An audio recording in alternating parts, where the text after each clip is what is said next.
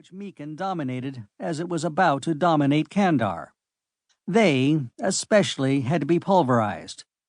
Every confidential document in the Ministry for Diplomatic Affairs was in the process of destruction, but Captain Bors in person destroyed those which would cause most suffering if read by the wrong persons. In other ministries and other places, similar holocausts were underway.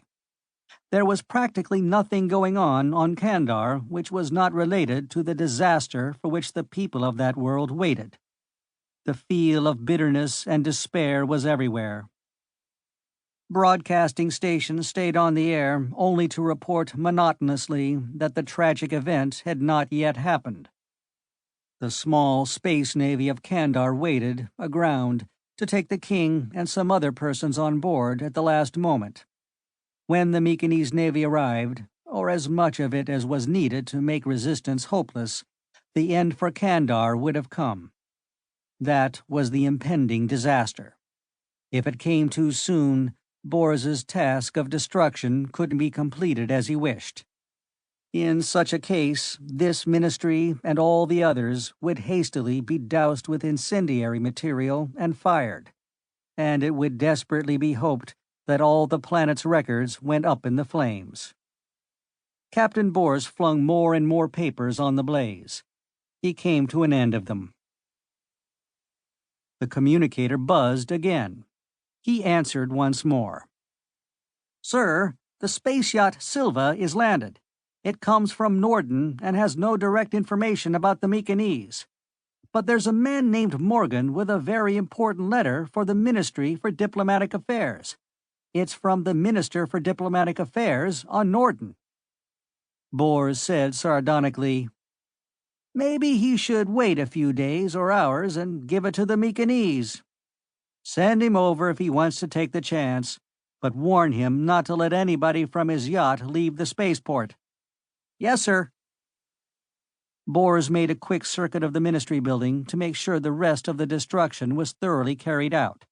He glanced out of a window and saw the other ministries. From their chimneys, thick smoke poured out. The criminal records were being incinerated in the Ministry of Police. Tax records were burning in the Ministry of Finance. Educational information about Kandarian citizens flamed and smoked in the Ministry of Education. Even voting and vehicle registry lists were being wiped out of existence by flames and the crushing of ashes at appropriate agencies.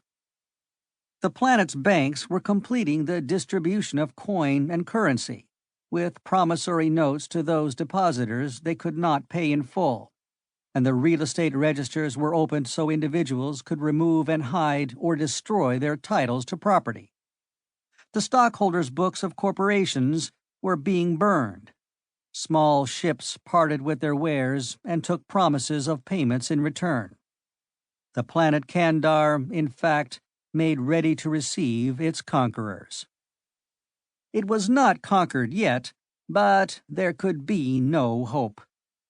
Bors was in the act of brushing off his hands again in a sort of symbolic gesture of completion when a ground car stopped before the ministry. A stout man got out.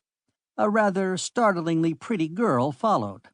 They advanced to the door of the ministry. Presently, Captain Bors received the two visitors. His once jaunty uniform looked like a dustman's. He was much more grim than anybody his age should ever be. "Your name is Morgan," he said formidably to the stout man. "You have a letter for the minister. He's not here.